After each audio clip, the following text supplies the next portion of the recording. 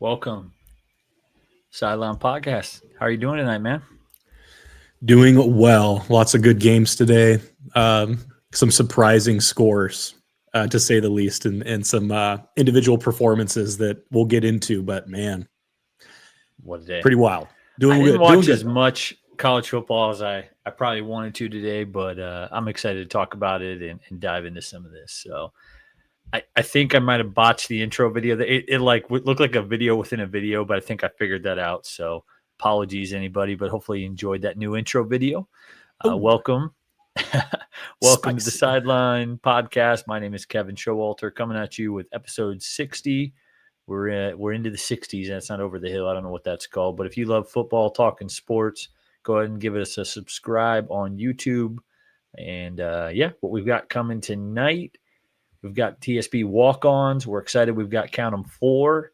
I only tagged 3 in the comments because that 5-minute timer snuck up on me.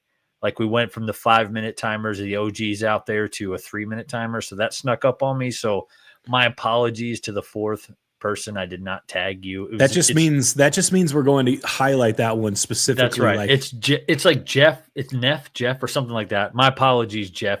We will tag you on Monday. But I was trying to tag you guys all in the show tonight. We've got college football reactions. We're going to go through our college football storylines. And then we will be previewing week 14 of college football next week. We got rivalry week. Can't wait for that segment. 6 games, 15-ish minutes, some massive games. And honestly, next week's going to be awesome for college football. Let's go ahead and clear those schedules.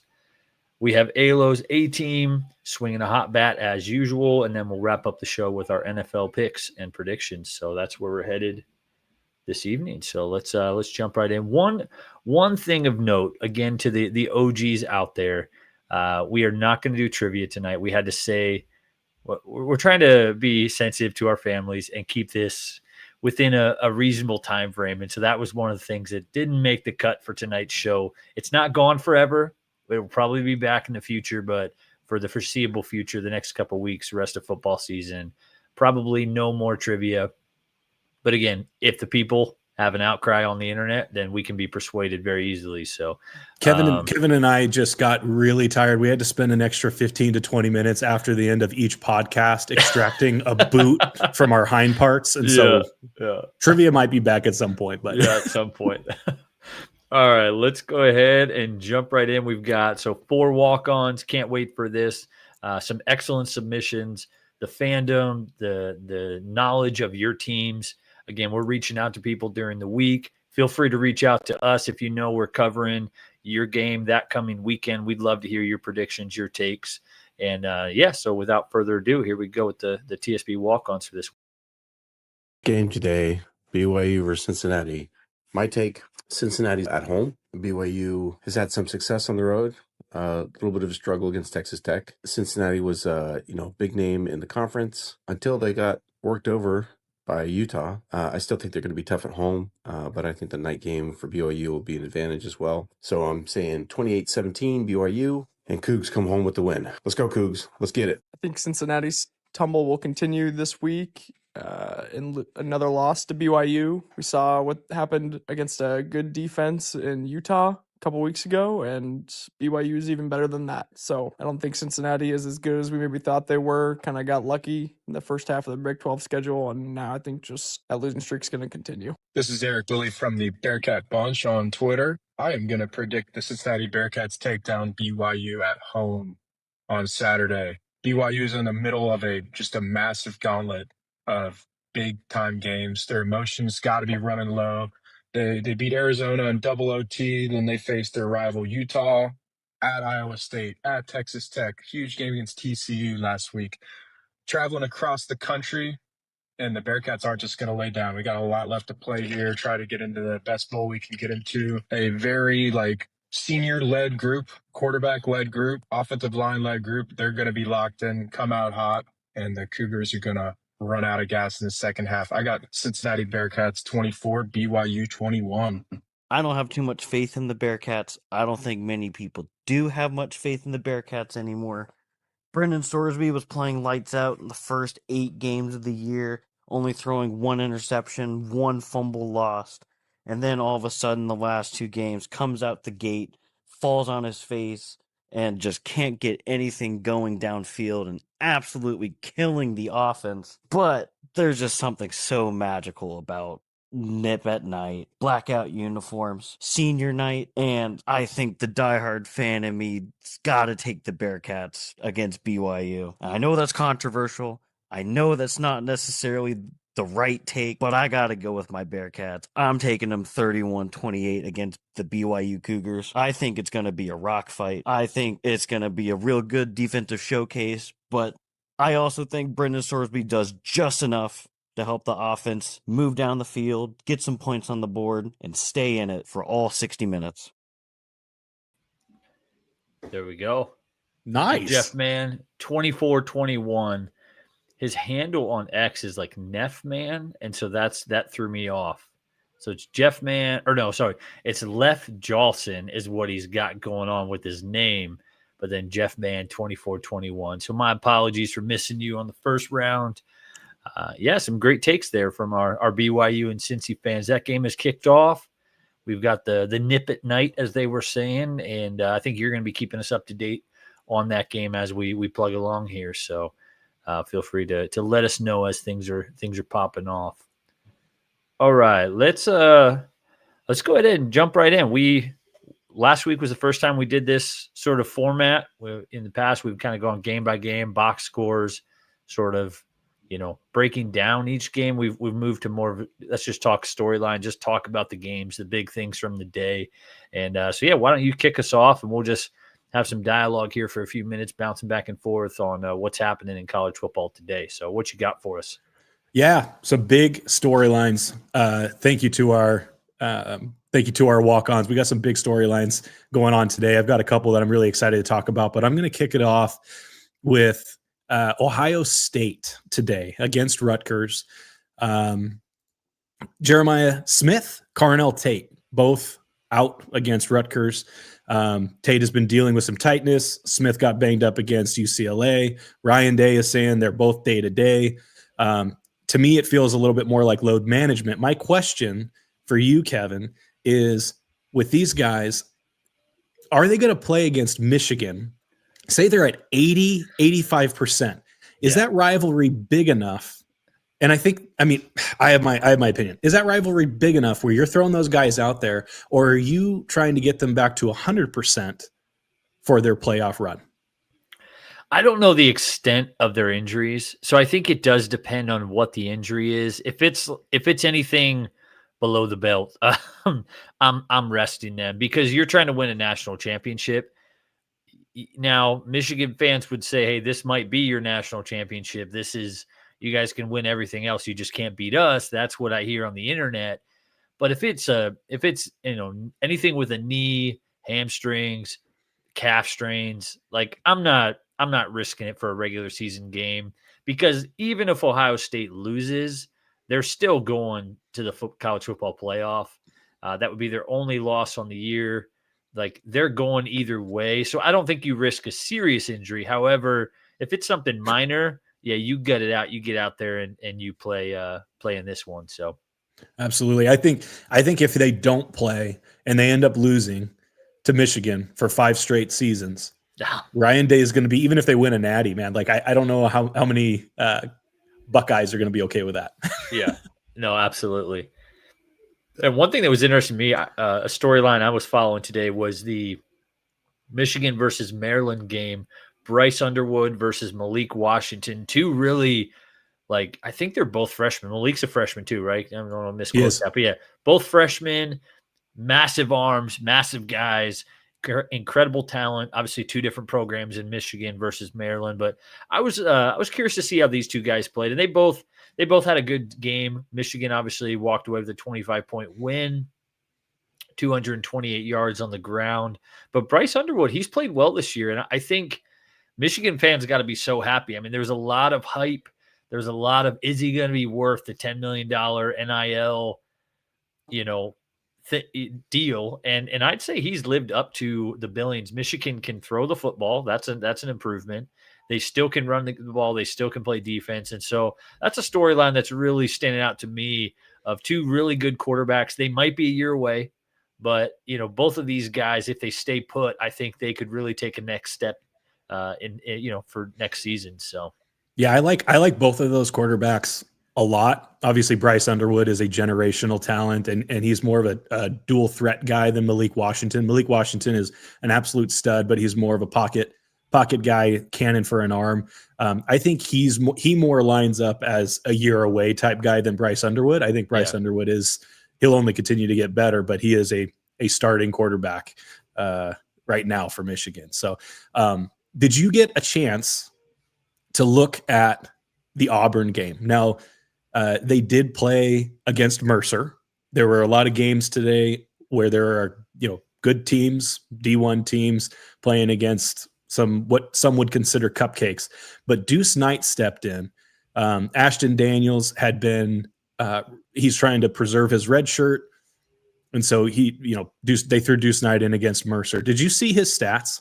I did. I'm pulling it up right now as you say. 162 on the. Oh my goodness! So he ran for 162 yards, 4 touchdowns, and he threw for 239 and 2 touchdowns. And so my question for you is, it's Mercer. Is that a 100% a product of their opponent, or is this guy the real deal for Auburn, and he actually could lead them to a W against Alabama next week? I think it could be a little bit of both. One thing when we get into these rivalry games is even if a team's not as good and it doesn't look like it on the records, on the stat sheets, they're going to be close games. So Auburn's going to play Alabama tough. Even if they're a 3-win team on the season, they're going to bring their best foot. That literally is those kids' national championship is, we can screw over Alabama and knock them out of the college football playoff. So I think the answer is yes. And that's an impressive. Was it Hugh Freeze was their coach, right? I don't want to mess up the names. It's malpractice. They didn't fire that guy sooner. This is.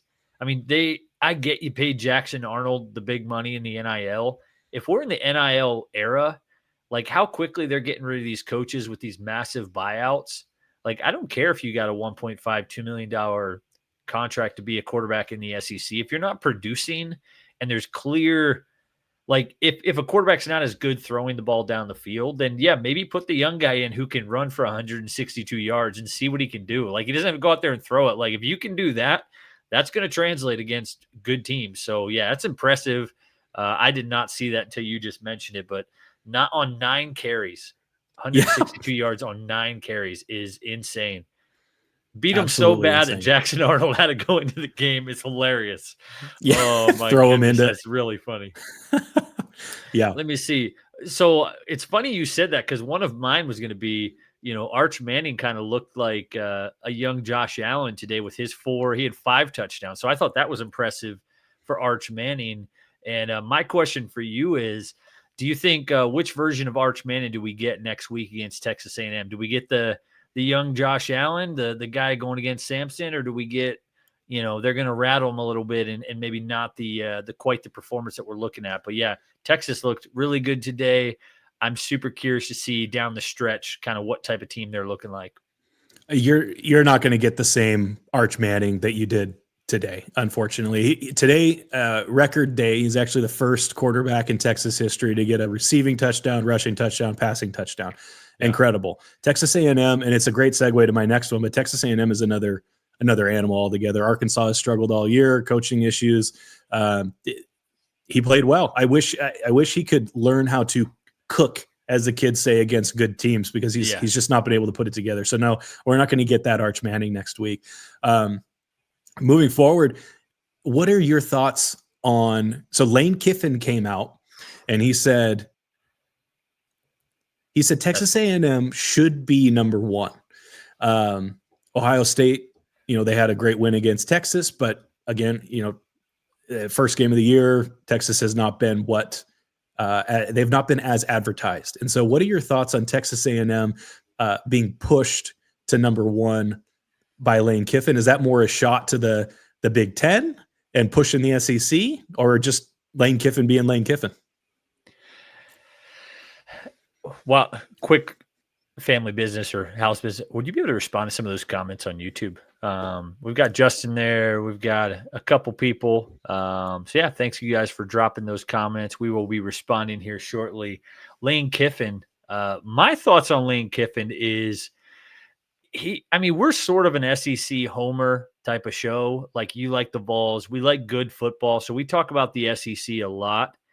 That being said, Lane Kiffin is one of my least favorite people in football. He is, best of luck to whatever, LSU or Florida, whatever big school he's going to get a job at. But this whole thing is just, so yes, Texas A&M could be, and I wish Duff was on here with us tonight. I don't think he's going to be making it, but Texas A&M is a great team.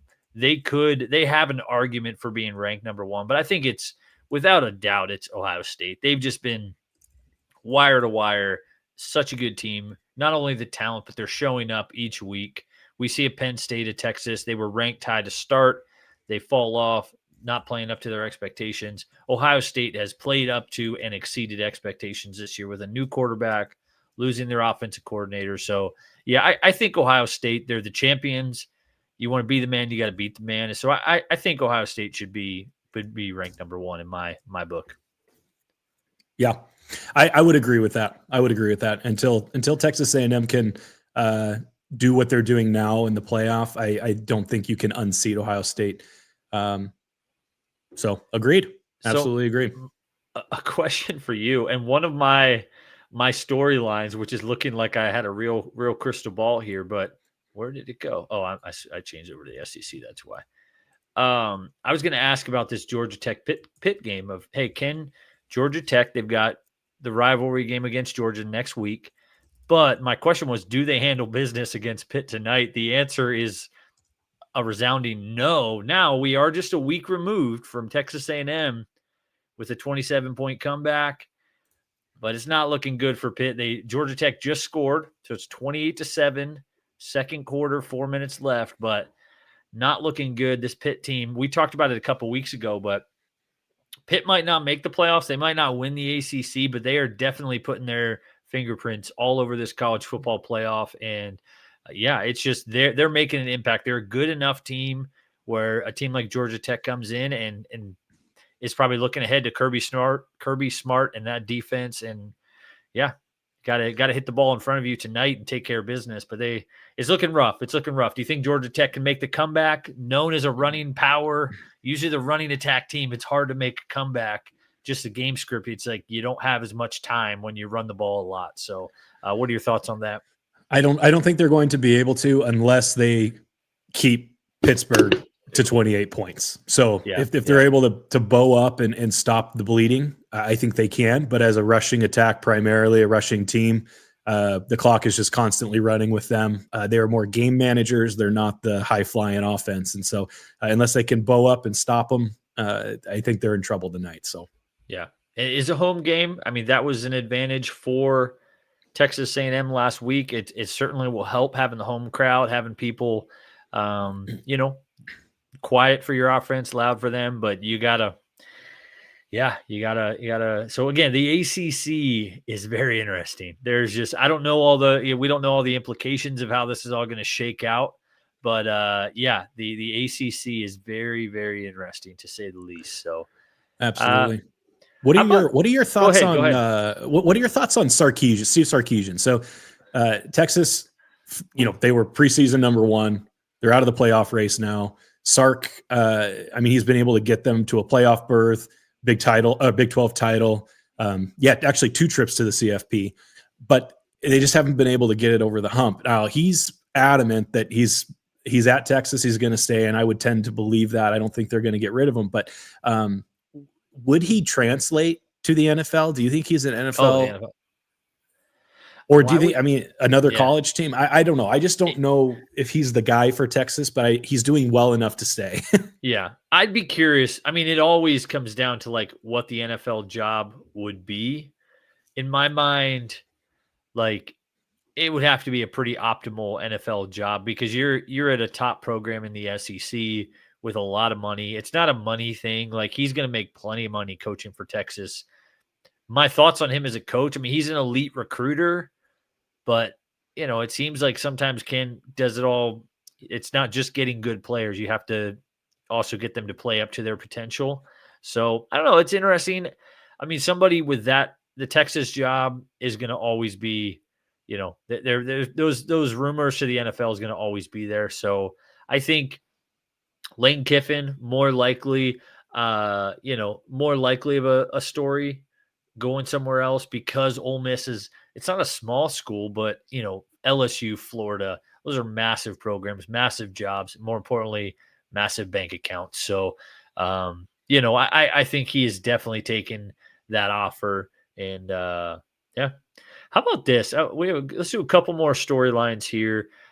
Tulane, is Tulane legit this year? And we've talked a couple weeks about, the G5 is about as wide open. Is it G5 or G6 these days? Because I saw a G6 the other day and I wanted to call the person out, but I was like, did it move up to G6? I thought it was G5, but I think it's G5.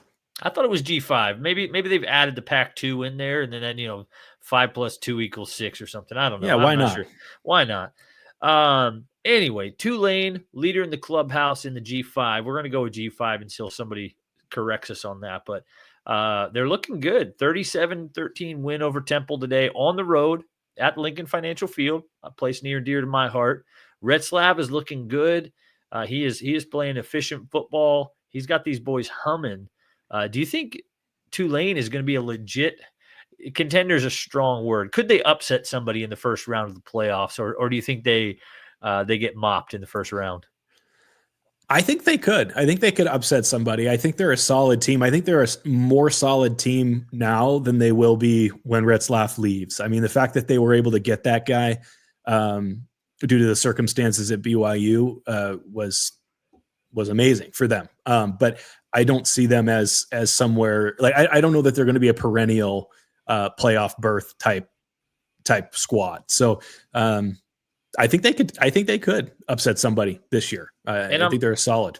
I'm looking it up. It looks like they don't play a championship game in the American Conference. So I think if they beat Charlotte next week, which they should beat Charlotte next week, I think they are going to be the first team to lock in their spot in the college football playoff as the highest G5 team. So correct me if I'm wrong on that. But yeah, that's any other thoughts you have before we move along? I got all my storylines, man. I'm just excited for Rivalry Week next week. Yeah, there we go. Can't wait. All right, let's so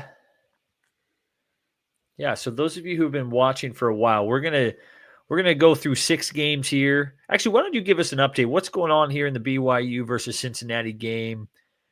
Score update, anything interesting happening over on that front? Nothing overly interesting. BYU is up 7-0. Cincinnati has the ball, but it's 4th down, and they're on their own 34-yard line, so they're going to punt unless their coach is out of his mind. Brendan Sorsby only has 6 passing yards, and he's 1 for 2. And so it looks like, kind of what we expected. The BYU defense is doing BYU defense things. So I'll keep you posted as we go, but it's 7-0 BYU right now. Right on. All right, so if you've been following along this podcast for any amount of time, we at the end of the show, we do our predictions against the spread coming up shortly. But we're going to go ahead and dive into a similar thing. We don't have spreads for these games, but we are going to go through the top 6 college football games for next weekend. I think they're the top 6 rivalry games, and they're the top 6 games. I mean, look at this. We got the 1, 3, 4, 6, and 10 ranked teams in action. Georgia Tech's obviously going to fall a little bit. Texas, they're looking good. There we go. I'm just slight sidebar here. Just a slight sidebar. There we go. Just a little bit of housekeeping. So let's go ahead and start with this Ohio State versus Michigan game. Who you taking? We talked about it a little bit at the beginning of the show. Michigan, Ohio State, the game in the big house. If Ohio State loses this game, it's going to be loud. But does it actually matter? Because Ohio State's still going to be in the college football playoffs, or they should be. But who do you think wins? What's your prediction on this one? So Michigan is tough. But Ohio State's defense, they've just been solid all year. And I think Michigan's going to turn the ball over a few times. I'm taking Ohio State here. Prediction 30-24.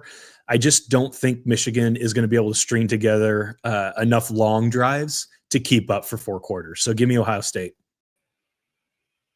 Yeah, I'm gonna take Ohio State as well. I think Ryan Day got the monkey off of his back last year winning the national championship. That defense, Caleb Downs, I think Jeremiah Smith probably plays. And yeah, I think they get the monkey off their back, and I think they get it done here in Michigan on the road, without a doubt. And that run, I heard, I listened to a little bit of that game today, and it's like, hey, if you can't throw the ball because your wide receivers are hurt, just run it. And they got Bo Jackson, they got plenty of horses, a lot of talent on that team. So, all right, let's move along. We've got Texas A&M, number 3, Texas A&M versus number 17, Texas. Obviously, these rankings are going to, move and shake a little bit. But who do you like in that game? Texas. Or how about I'll start on this one. I think Texas A&M is going to get it done. The scare last week came out today and handled business. Against a Mercer or Sampson. Who they have today? I think they had, maybe mixing that up. You're talking about Texas A&M? Yeah. Today? Yeah. Today they had they had Samford, not Samford. 48-0 against Samford. So, I think that is a little bit of a tune-up, like we talked about with Arch Manning in Texas. You don't know what you're going to get. This game is going to be on the road, so that's interesting for Texas A&M. But I think Texas A&M gets the job done and gets a signature win on the year. What do you think in this one? Agreed. Give me Texas A&M. Final score prediction 34-27. A&M's just a steadier team. Texas has been up and down, while A&M's been consistent on both sides of the ball. I trust the Aggies to finish drives better. Yeah. So, yeah. Rabbit trail here. We're not talking Oklahoma in any of these. Oklahoma has scored every single time they've been in the red zone. That should have been a storyline, but that's crazy. Is that not? They've scored every single time they've been in the red zone. They've scored. That is wild. That is pretty wild. Yeah. So, all right, let's move along here. Georgia versus Georgia Tech. This is a home game, but these teams aren't too far away. This will be played in Atlanta. Georgia Tech is not looking so great tonight. It's hard, though, to bet or to count against Kirby Smart and Georgia, but who are you taking in this one? Give me Georgia, 38-21. That might even be I'm not entirely sure that Georgia Tech's going to be able to put up 21 on them, but Georgia's just deeper everywhere. Tech has been a great story. I love head coach Key there, but Georgia Tech's defense just gives up too many plays, and Georgia's going to wear them down by the second half. And so give me Georgia. Yeah, I agree. I agree with that. They just have too much talent.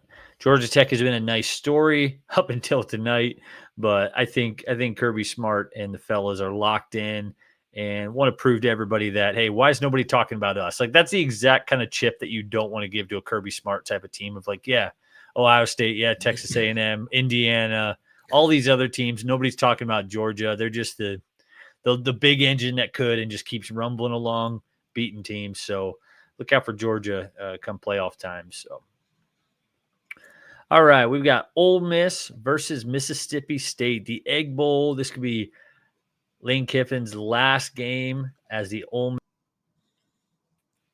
There we go. Who are you taking in this one? Ole Miss, Mississippi State. Who's winning the Egg Bowl? I've been going chalk this whole time, and that stays. I'm taking Ole Miss, 31-14. I do love the Egg Bowl. It's a fun one, but Ole Miss just has too much higher firepower, too much offense, too many weapons. Mississippi State has bowed up sometimes and been able to stay with teams, but Ole Miss is just too much for him. So give me Ole Miss. Yeah. Chambliss, he's been a beast all year. Hope my fantasy football team can pull out the win, but he's been so good. This team has been so good that I think Ole Miss continues to roll, and they'll be an interesting team come playoff time. So I think they win this one and keep it moving. Man, why? I'm like, keep hitting the wrong direction on that. So, all right, let's go Vandy versus Tennessee. Is this, I mean, this is like, what are we doing here? That's not it. There it is. Like a glove. At least I didn't proclaim this is going to be our best show ever before. Yeah, we learned from that mistake. Crushing it. But Vandy versus Tennessee. What I was going to ask you is, has this been, because when I think of Tennessee rivals, you're a big Tennessee fan. When I think of Tennessee rivals, I know Alabama, they always play third weekend in October, whatever that is. I think of Florida. I think of a lot of other SEC teams. I guess this is the in-state rival. But is Tennessee Vandy a big rivalry? And then who do you think wins this game? It hasn't been in the past, and I think because the Vols have been big brother. Vandy has become more of they've just become better. So I think it actually will become more and more of a rivalry as Vandy's able to compete. I am taking Tennessee. I'm a Vols fan. I think it's going to be close, though. I think what it comes down to is it's at Neyland Stadium, and I do believe that's the loudest stadium in college football. So give me the Vols, but I think it's a close one, 28-24. Yeah. Tennessee, man, they've been good. I read something about Joey Aguilar in year 2. You know, if he comes back next year, it's going to be could be special for Tennessee. I think Vandy needs this game more to get into the playoff, where Tennessee, they've got they need a lot to go their way in the playoffs. Like if Tennessee comes out and just beats the doors off of Vandy, maybe they could slip in. But Vandy, if they win this game, they're most likely going to be in, especially a strong win on the road in the SEC. So give me Vandy in this one. I hate to go against you. I'm a sympathy Vols fan, but I think Vandy, Diego Pavia, they're going to need this game, and I think they get it. I think they show that, hey, this team is legit, and they come into Neyland and get a win. It's a rowdy place. We've watched the game there together, but I think Vandy gets the win, fighting for their playoff lives. So there you go. Come on, quit going the wrong way. All right, final one. We've got Alabama versus Auburn. Correct me if I'm wrong. Did we watch the Kick Six? We watched the Kick Six together. We watched that together, right? That's right. That's like a foundational memory in our friendship. So, yeah, I remember that, watching the Iron Bowl, the Kick Six, many moons ago. But who we like in Alabama, coming off of a tough loss. They rebounded today. But who you liking in this game? I've been going chalk, but I'm going with my heart on this one. I'm picking Auburn, and for 2 reasons. First reason, Deuce. Second reason, Knight. I'm jumping on the train. So give me Auburn. I do think that Alabama is more vulnerable this year than they have been in years past. Coming off, they lost to Oklahoma. They had a win today, but they're just not the same Alabama team. And Auburn has been the best bad team in the SEC. And so give me Auburn. I'm going to say 28-21. Yeah, in your tune-up game, this is not what you want to see from your starting Heisman quarterback. 11 for 16, 147 yards. And I honestly thought this was a typo.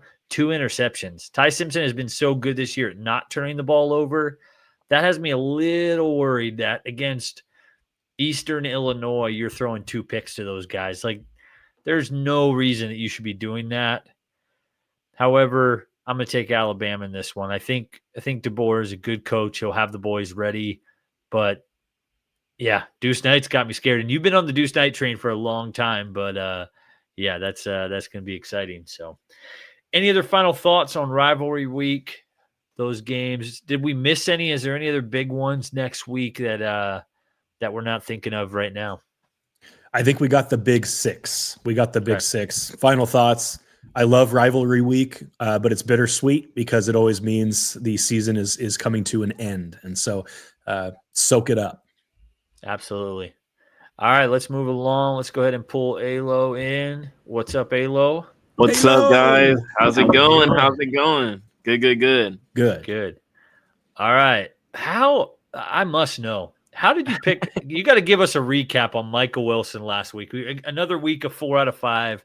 If this is your first time watching Alo's A-team, our weekly segment on fantasy football players that are going to come out of nowhere, help you win your week that you want to listen to and start them. But Michael Wilson, 33.5 points. Man, what a prediction on you on that one. So what was the mindset on that one? And did you think he was going that nuclear, or was that just a luck of the draw thing? I thought he was going to do really well. Even with Marvin Harrison Jr. in there, he's been productive. And, once they switched from Kyler to Brissett, I knew that it was going to, whoever was going to get the ball was going to continue to get it. And him being wide receiver 1, I thought, oh, yeah, he's going to get it. Because Brissett's the one thing he does very well is he's accurate. And, Kyler's not. So Did I read it correctly? He broke the all-time record for completions and they still lost. Yeah, it's crazy. At least we know that he's not the problem, though. Yeah, that's for sure. Absolutely. All right, why don't you take it away with your A team for this week? All right, so at number 5, this one's kind of a surprise, but not really. It's David Montgomery. The Lions' offense was disappointing last week against the Eagles. And I think Montgomery's workload will increase because Gibbs and Montgomery together, when they're both running with power and speed, each have one of those with AKA Knuckles and Sonic. It works perfectly for their offense. And I think they kind of got away from Montgomery last week, but I don't think that happens this week. And one thing about Montgomery that he's kind of really good with is the goal line. He always gets the goal line carries. And I think with Sam Laporta being out and what happened last week, I think he will get those carries. And I think he will have a big, big game. And they play the Giants. They rank 31st against running backs, and they're 31st ranked against the rush. So, yeah, I see him having a big game. That's number 5. Number 4. Andre Josivach. He's in for Chase he's wide receiver 2 in there.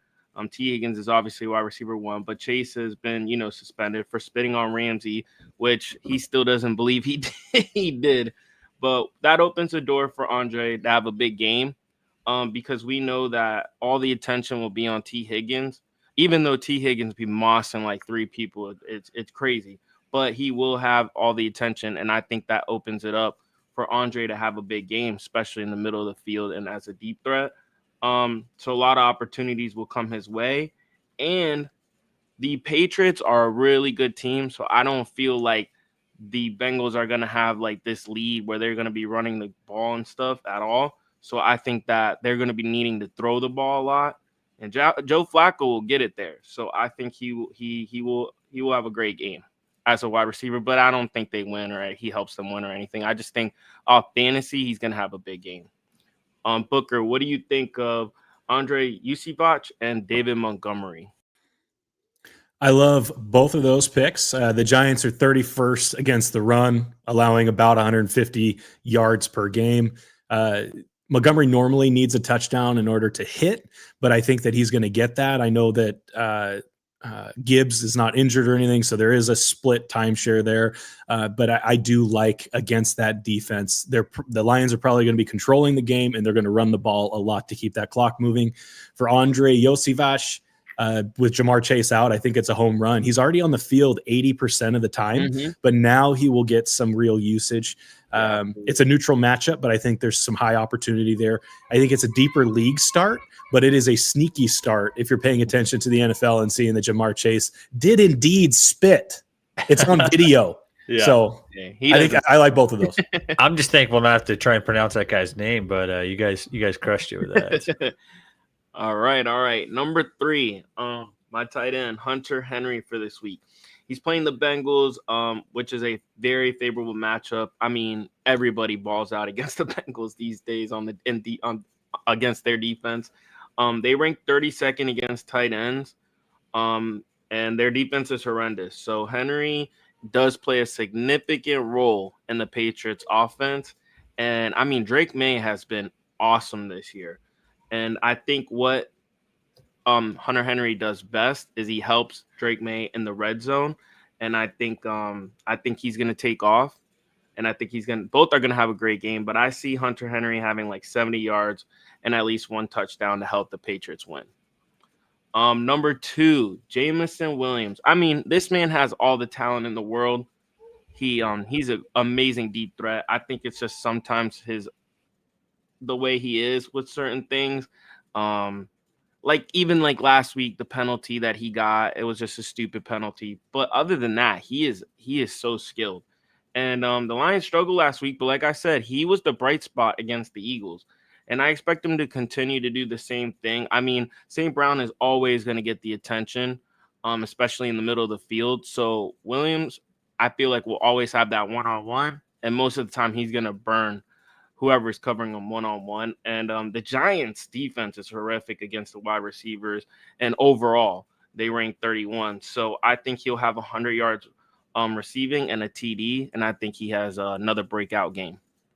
And then number 1, this guy is kind of slept on. I mean, people say Mac Jones is going to take his job. But I will say, when Purdy has his playmakers in there, he looks like a top 10 quarterback, in my opinion. And with Kittle, Christian McCaffrey, and Ricky Pearsall being healthy, I mean, he has all the weapons. I think the Panthers aren't that good. I think their record is better than what they really are. I think he has one of his best games of his career, Purdy does. And I think he feeds CMC. I think he feeds Kittle, especially in the red zone with Kittle. And Ricky Pearsall has a big game. So I'm going 300 yards throwing and 3 TDs. What do you think, Kev, about those 3? Oh, you are muted. Hunter Henry and I have an interesting relation. No. He's one of those guys where he's going to go off the week you have him on your bench. He's going to put up 29 points. You start him. So he's a little touchdown dependent, but I have him in a lot of leagues, and I'm counting on him to score those touchdowns and hope you just got to ride with it, and he's going to put up a couple massive weeks. Yeah. And Jamison Williams, I was in the offseason, I was beefing with some Lions fans about, Jamison Williams versus A.J. Brown, Smitty. Mm-hmm. And he's kind of putting me in my place this year. The last 3 weeks, 16 points, 23 points, 19.7. So I don't even think you can call J-Mo a boom bust type of player anymore. So I think it's a solid list this week. So nice work. Thank you. All right, let's move along here. Get Tyler in. How we doing, Tyler? Yes, sir. We're doing well. Coming down still to the wire in the campus to Canton. Let's see what happens. Yeah. We could probably kick these 2 guys off and just lick our wounds on. I haven't even checked mine here to see where I'm looking, but I'm nervous. I'm nervous to open up fan tracks, but we'll see. We'll see how it goes. So, all right, let's go ahead and jump right in. We've got 6 games this week, NFL action. Can't wait to dive into some of these matchups. So let's start with Steelers versus Bears. We have the Bears at home, 3-1 at home, favored by 2.5 points. Who we liking this week? Booker, why don't you kick us off with Bears Steelers? Who you taking? All right, give me the Bears. They've won 7 of the last 8. The Steelers' pass defense is dead last, and the Bears' offense is somehow top 5. Rodgers is likely out. Mason Rudolph on the road. And the Bears have a plus 16 turnover margin. So give me the Bears. Halo, who you got? I'm going with the Bears too. They have the real deal of a coach finally with Ben Johnson. I know it's only the first season, but I mean, he's done better than any coach in a long time with that team. And Caleb Williams looks like a lot better of a quarterback. I always thought, and I'm pretty sure Ben Johnson said the same thing. I always thought it was going to take a year for him to actually get used to that offense, but I think he's doing really well. Another thing that kind of makes me nervous is Aaron Rodgers going to play? Because if Mason Rudolph plays, nobody wants to see that. Steelers fans don't want to see that. And if he does, I do in fact have the Bears winning by a lot more. But I think that the Bears win either way by a field goal. So I'm taking the Bears. Tyler, who you got in this one? This one was tough. It actually makes me nervous that the Chicago offensive line does struggle with pressure. And the Steelers, when they need it, have brought it. Now, that's where you get the whole Aaron Rodgers thing. Is he playing? Is he not? The Bears are banged up on defense. You got the linebackers out. So if Aaron Rodgers is in there, then they could probably move the ball, and I like the Steelers. But with him out, I like the Bears. So it was back and forth for me. I think I'm going to play it safe. I think the Bears win, but I think the Steelers keep it close, real close. So it might come down to a field goal. So give me the Steelers covering this one. Yeah. Yeah, it should be interesting. I think if Aaron Rodgers is out, this could, and I think the Steelers defense has been playing better as of late. I just always have a tough time trusting the Bears that they're going to still be the Bears. So give me the Steelers, Aaron Rodgers, or Mason Rudolph. Mason Rudolph should be able to play well enough, and he's never played with a DK Metcalf. Some of the skill players that they have this year, even Roman Wilson has looked good in his second year. So I think the Steelers, they're a little bit of a schneid the last couple of weeks, but I think they come out and they show everybody that they truly are a good team and worthy of playoff and Super Bowl consideration. So give me the Steelers. All right. Let's move along here. We've got Patriots versus Bengals, and this spread was massive to start the week. It's come down to just 6.5. It's kind of interesting. I mean, there's a lot of stuff this week about Joe Burrow, Joe Flacco, all the drama there. I mean, I think probably I see where probably a lot of us are going to go on this one, but do we think the Bengals can cover at home? Who Day Nation's going to be crazy. They're going to show up even if their team stinks. But can the Bengals keep it close, or do you see the Patriots having maybe a game where they take their foot off the gas? It's the NFL. Any given week, the Jets can get you. So, Alo, who are you taking in this one? Even if the Patriots take their foot off the gas, they'll still score on them. So, honestly, I'm taking the Patriots easily. I think it's a blowout. Chase being out kind of hurts them too. They can score as much as they want, but at the end of the day, the Patriots are going to score more. And people forget that the Patriots defense is nice, and Gonzalez is going to be on T. Higgins. I think people sleep on that. I think Gonzalez is a top 3 cornerback. I think he's going to hold his own against T. Higgins. And I have the Patriots winning easily, comfortably against the Bengals. Tyler, who you got? Yeah, I think Vrabel has him cooking over there on the defensive side of the ball. Even if it's Joe Burrow coming back or Joe Flacco, that whole thing, it doesn't really matter. I think without Jamar Chase, exactly like Ayla was saying, Vrabel's going to be able to take T. Higgins away. It's just going to be tough sledding for that offense to get going. Then on the other side of the ball, Drake May, Trayvon Henderson, that whole offensive side seems to be cooking. McDaniels, it's almost like they've gone back in time. So they have the recipe again, and I think they cover here.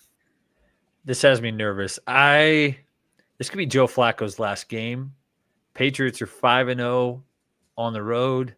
Everything screams take the Patriots, but give me the Bengals. Give me Joe. This could be Joe Flacco's last game in his career at home with Josefos, however we say his name. little Joe Flacco going out. One more vintage performance from him. T. Higgins. Is T. Higgins going to play in this one? Yeah. Higgins is going to play. Higgins will go nuclear. Give me Joe Flacco to work some magic one more time. I'm probably nuts on this one, but I just have a feeling. I see that 5-0 on the road, and I'm like, you know what? I don't think a Vrabel-led team is going to, show up not prepared. But hey, any given Sunday, I think this Sunday the Bengals work a little magic. Booker, am I nuts? You are absolutely nuts. Pats are on an 8-game win streak. The Bengals defense is dead last. They allow 33 plus points per game. Potentially no Burrow. We know no Chase. Probably a fairly predictable offense with Flacco because the Patriots' run defense is elite. The Patriots are also pretty elite against the spread. And so give me the Pats all day. Fair enough.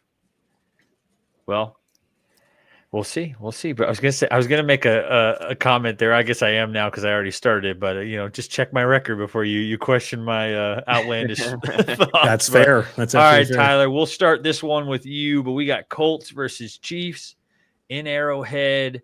Chiefs are favored at home by 3.5. Which, again, if you didn't know who was playing in this game and you just looked at the records and the rushing touchdowns and everything that's happened this year, you would be like, oh, the Colts are going to win this game, no brainer. So why do we think Kansas City is favored, and who do you think wins this one, Tyler?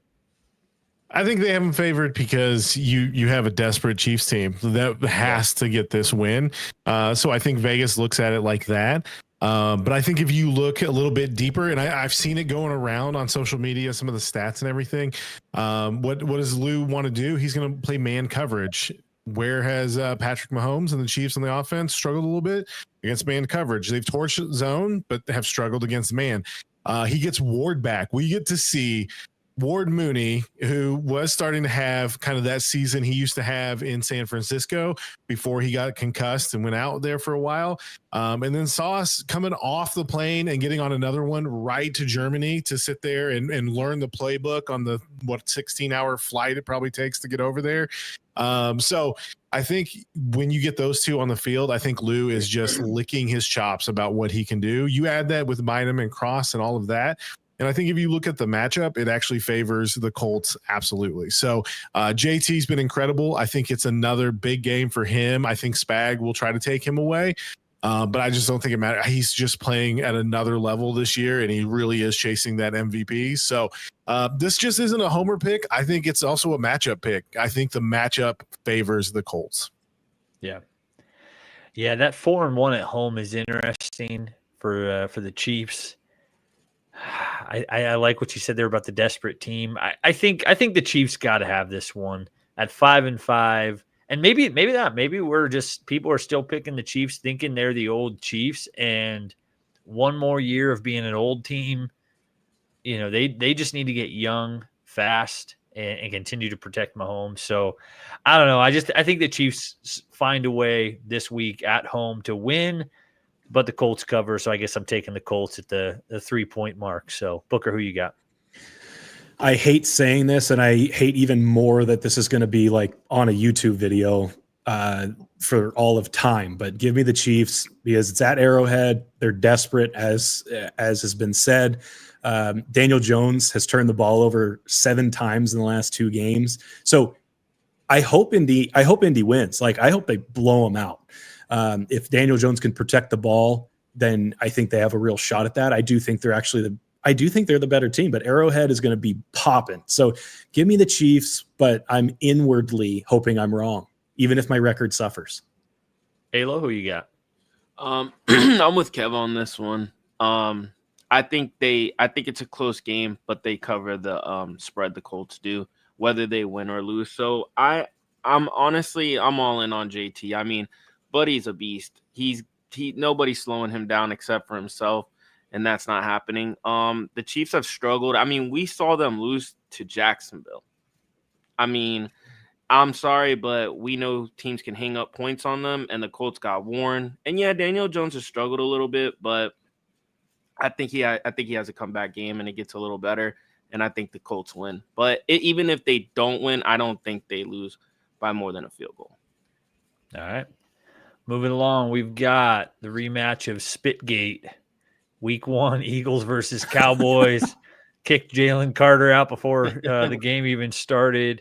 This is in Dallas. I saw something interesting this week that Dak hasn't lost to an NFC East team since like 2017. I might be butchering that, but it's something close to that, which was pretty impressive to see. I was like, wow, he really does beat the teams in the division at home.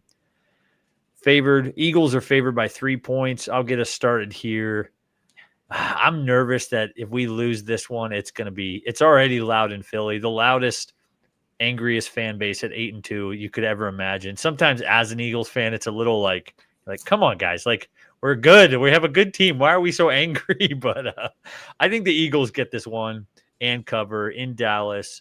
Dallas can't play defense. We can play defense. I think that's the difference in this game. Give me the Eagles. Booker, who you got? I made the mistake of picking against the Eagles last week, and I will not do that again. So give me the Eagles. The defense is rolling. They've not allowed a 3rd or 4th down passing touchdown all season. Jalen Hurts, even if the stats aren't flashy, the man knows how to win. And so give me the Eagles. They have the best, let's see here, just to make sure I'm saying this. Yeah, the Eagles are the best road team in football under Sirianni. Give me the Eagles, and that's not just because Jerry Jones and the Cowboys make me want to retch a little bit. Alo, who you got? I think people need to pump the brakes on the Cowboys hype right now because they beat the Raiders. I mean, everybody beats the Raiders. The Raiders beat the Raiders. So I don't want to hear that. Number two, I've never heard somebody or a fan base complain so much about winning. Who cares how you win? If you win at the end of the day, you won. That's second. Third, I'm confused. They all praise Dak for his play. Do you know he has 22 touchdowns and 7 interceptions? Do you know how many touchdowns Jalen Hurts has all overall? 22. Do you know how many turnovers he has? 2. I do not understand the complaint. And it's not even 2 picks. It's 1 pick, 1 fumble. I do not understand the hate for that man. Yeah. I honestly disliked the Eagles in the beginning, but because of the hate, I actually like the Eagles a little bit now. Yeah. I like Jalen Hurts because it's like, how can you hate this man so much for doing what he has to do to let his team win? So give me the Eagles. I know with all that being said, give me the Eagles. Come on over, Dolphins fans. The water is warm. It's just crazy to me. I don't understand it. Tyler, who you got? Listen, if the Eagles can't get it going against this defense, you can give me all the fluff you want about the Eagles, and I'm just not going to believe it. Like the Cowboys can't stop anything, it seems. Yeah. So now that being said, any given Sunday, what I've started to realize is you got to try to really dig deep and find the random upset of the week, the Dolphins against the Bills, if you will, of each and every single week. So looking at that, this is my Bengals, Kevin. I'm taking the Cowboys. I think Dak, he catches a lot of heat, but he is a good quarterback. And I like it against this defense. Lane Johnson goes out. That hurts. I do think they get it going on offense. I would guess that Brown and Smith have a game here, both of them. And Saquon probably gets on track, and it's a little bit of a shootout. I don't know that the Cowboys win, but I think it's just another silly close game for the Eagles that is maybe only a little bit less than the cover. So give me the Cowboys. All right. We'll allow it. Your opinions are your own. All right. This game is going to be interesting, or these picks will be interesting because, wrong way.